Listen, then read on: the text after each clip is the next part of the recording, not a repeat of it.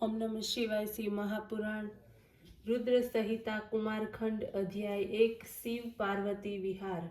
नारदे કહ્યું, હે બ્રહ્મા, આપ તે સંભળાવો કે શંકર અને પાર્વતીનો પુત્ર કેવો થયો। સૂત પુરાણીજી કહેવા લાગ્યા, હે નારદ, પાર્વતીની સાથે વિવાહ કર્યા પછી શિવજી કૈલાસ ઉપર આવ્યા। ત્યાં તેમની શોભામાં અત્યંત વધારો થયો અને તેમણે દેવતાઓનું કાર્ય પૂર્ણ કરવાનો વિચાર કર્યો। ભગવાન શંકરના ગણોએ પ્રસન્ન થઈને અનેક ઉત્સવો મનાવ્યા અને દેવતાઓ પ્રસન્ન થઈને પોતપોતાના સ્થાને ચાલતા થયા। પછી મહાદેવ શંકર કલ્યાણ સ્વરૂપા પાર્વતીને લઈને એક અત્યંત મનોહર દિવ્ય નિર્જન સ્થાનમાં ચાલ્યા। ત્યારે રતિવર્ધક છૈયારસી દેવતાઓના 1000 વર્ષો સુધી પાર્વતીની સાથે વિહાર કર્યો। તેમને દિવસ રાતનું ભાન ન રહ્યું। એક ક્ષણની જેમ તે સમય પસાર થઈ ગયો। આ જોતા ઇન્દ્રાદિક દેવતાઓ વિચારવા લાગ્યા કે હજી સુધી શંકર પાર્વતીએ કોઈ પુત્રને ઉત્પન્ન કર્યો નથી। તેઓ હવે શા માટે વિલંબ કરે છે? તે સમયે મને અગ્રેસર બનાવી બધા દેવતાઓ વિષ્ણુની પાસે આવ્યા। પોતાનું અભિષ્ટ કહ્યું। તેમણે તે પણ નિવેદન કર્યું, 1000 વર્ષોથી ભગવાન રતિ ક્રીડામાં રત છે, તેમને વીરતી થતી નથી। ત્યારે વિષ્ણુએ મને કહ્યું કે કાંઈ ચિંતા કરવા જેવું નથી, સર્વથા સારું જ થશે। શિવના સંભોગનો ભંગ કોણ કરે? 1000 વર્ષ પૂરા થતાં તે પોતે જ સ્વયં પોતાની ઈચ્છાથી વિરહ પ્રાપ્ત કરશે। તે મનુષ્ય કોઈ પણ સ્ત્રી પુરુષનો વિયોગ કરે છે તે જન્મ જન્માંતરના સ્ત્રી પુરુષનો વિયોગ સહન કરવો પડે છે। તેથી તેનો એ જ ઉપાય છે કે 1000 વર્ષ પૂરા થતાં તમે ભગવાન શિવ પાસે જાઓ અને ત્યાં એવો કોઈ ઉપાય કરો જેનાથી તેમનું વીર્ય પૃથ્વી ઉપર પડે। તે વીર્યમાંથી તેમનો સ્કંદ નામનો પુત્ર જન્મશે। પરંતુ આ સમયે તમે બધા જ દેવતાઓ પોતપોતાના સ્થાને ચાલ્યા જાઓ અને શિવજીને પાર્વતીની સાથે વિહાર કરવા દો। કમળની કાંતિની ધારણ કરતા પ્રભુ વિષ્ણુ આ પ્રમાણે કહ્યા પછી પોતાના અંતઃપુરમાં ચાલ્યા ગયા। દેવતાઓ પણ પોતાના ધામ તરફ ચાલ્યા ગયા। પછી તો તે શક્તિ અને શક્તિમાનના વિહારના ભારથી અક્રાંત બનેલી પૃથ્વી કંપી ઉઠી। ત્રણેય લોકમાં ભય વ્યાપી ગયો। ત્યારે મને સાથે લઈને બધા જ દેવતા વિષ્ણુ પાસે ફરીથી પહોંચ્યા। સ્થાવર જંગમની વ્યાકુળતા નિવેદિત કરી વિષ્ણુએ કહ્યું, ઠીક, બધા દેવતાઓ ચાલો આપણે શિવની પાસે જઈએ। અમે લોકો કૈલાસ પર્વત ઉપર પહોંચ્યા, પરંતુ શિવ તો ત્યાં હતા જ નહીં, કેવળ તેમના ગણો જ વિદ્યમાન હતા। વિષ્ણુએ નમ્રતાપૂર્વક તે ગણોને શિવનું ઠેકાણું પૂછ્યું। ગણોએ કહ્યું કે લીલાધર ભગવાન શંકર એમને અહીં નિયુક્ત કરીને પાર્વતીના મંદિરે પધાર્યા છે, પરંતુ મને તે ખબર નથી કે તેઓ ત્યાં શું કરે છે। ત્યારે અમે લોકો શિવજીના દ્વારે પહોંચ્યા। વિષ્ણુએ પ્રભુ શંકરની સ્તુતિ કરી। તારકાસુરથી દુઃખી બધા દેવતા ભગવાન શંકરની સ્તુતિ કરવા લાગ્યા। અધ્યાય 2 સ્વામી કાર્તિકેયનો જન્મ। બ્રહ્મા બોલ્યા કે શિવ સર્વ રીતે યોગ જ્ઞાનમાં પ્રવીણ અને વ્યસ્ત કામ છે। દ્વારે મારી સાથે વિષ્ણુ વગેરેને જોઈને તેઓ ઘણા જ હર્ષિત થયા। દેવતાઓએ તેમની સ્તુતિ કરી। તારકાસુર મહાદૈત્યના વિનાશને માટે વિનંતી કરી। ત્યારે તે દેવતાઓના વચન સાંભળીને ભગવાન શંકર દુઃખી થયા। કંઈક વિચાર કરતા તેઓ બોલ્યા, ભવિષ્યતાને કોણ મિટાવી શકતું નથી? શિરથી સ્ખલિત મારા વીર્યને ધારણ કરનારને માટે કોણ સમર્થ છે? એમ કહીને તેમણે તેઓ પૃથ્વી ઉપર ત્યાગ કર્યો। તેણે જોઈને દેવતાઓએ અગ્નિને પ્રેરણા કરી કે તમે કપોતનું રૂપ ધારણ કરો અને તેને ગ્રહણ કરો। કપોત રૂપ ધારણ કરી અગ્નિએ તે સમસ્ત વીર્યનું ભક્ષણ કર્યું। તે સમયે પાર્વતી ત્યાં આવ્યા, કારણ કે શિવને તેમની પાસે જવામાં વિલંબ થયો। ત્યાં પહોંચીને તેમણે સઘળો વૃત્તાંત જાણતા તેમને ક્રોધ આવી ગયો। તેમણે હરિ વગેરે દેવતાઓને કહ્યું, તમે ઘણા સ્વાર્થી અને દુષ્ટ છો। પોતાના સ્વાર્થને માટે પરમ પ્રભુ શિવની આરાધના કરી તમે મારા વિહારમાં ભંગ ઉત્પન્ન કર્યો, જેના પરિણામે હું વંધ્યા થઈ ગઈ।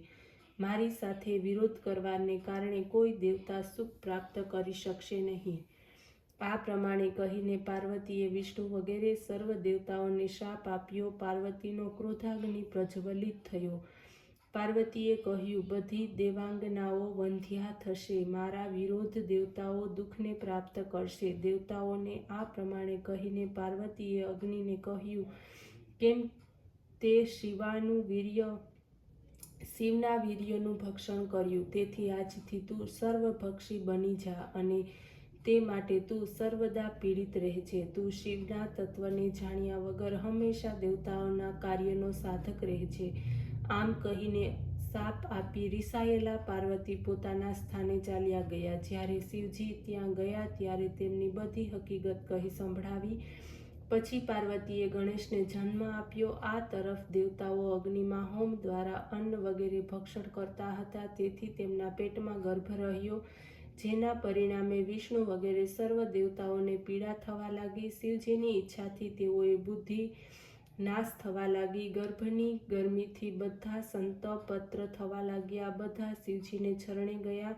શિવજીના મંદિરે આવી હાથ જોડી સ્તુતિ કરી, ગર્ભાધાનનું કષ્ટ નિવેદિત કર્યું, તેના નિવારણ માટે પ્રાર્થના કરી. ભગવાને તેમની સ્તુતિ સાંભળી. ભગવાન શિવ શીઘ્ર દ્વાર ઉપર આવ્યા, જ્યાં દેવતાઓ ઊભા હતા. શિવજીએ જોઈ દેવતાઓએ કહ્યું, હે શંભો, હે શિવ, મહેશ્વર, પ્રભુ, અમે આ વીર્યથી બળીએ છીએ, અમારી રક્ષા કરો, અમે આપને શરણે છીએ. આપના વિના દેવતાઓનું કષ્ટ નિવારણ કોણ કરી શકે?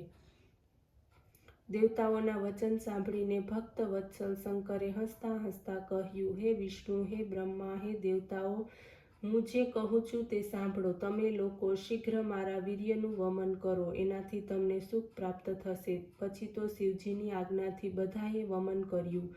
વિષ્ણુ વગેરે દેવતાઓનું દુઃખ દૂર થયું. બધાએ ભક્ત વત્સલ ભગવાન શિવની સ્તુતિ કરી, પરંતુ તે છતાં અગ્નિને સુખ પ્રાપ્ત થયું નહીં. તેનું હૃદય બળતું રહ્યું. ત્યારે તેણે દેવાધિદેવ શંકરની સ્તુતિ કરી અને તે કહેવા લાગ્યા કે હું મોટો મૂર્ખ છું, મારા અપરાધને ક્ષમા કરો, મારા તપનું હરણ કરો. આપ દીનવત્સલ, કલ્યાણકારી અને પરમેશ્વર છો. આ સાંભળી શિવ પ્રસન્ન થયા. તેમણે અગ્નિને કહ્યું, તમે મારા વીર્યનું ભક્ષણ કર્યું તે યોગ્ય ન થયું. તમારું પાપ અધિક હતું, તેથી તમારો સંતાપ દૂર થયો નથી. પરંતુ હવે હું પ્રસન્ન છું. સર્વ દુઃખમાંથી તમારી મુક્તિ થશે.